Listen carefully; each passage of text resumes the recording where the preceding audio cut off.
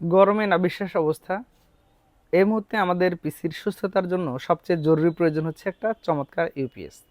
তো চমৎকার অনেক ব্র্যান্ডের ইউপিএস মার্কেটে পাওয়া যাচ্ছে, তার মধ্যে আইডিয়াল ব্র্যান্ডটা খুবই রিপুটেটেড। তারা যে ইউপিএসগুলো মার্কেটে বাজারজাত করছে তার যথেষ্ট কোয়ালিটিফুল।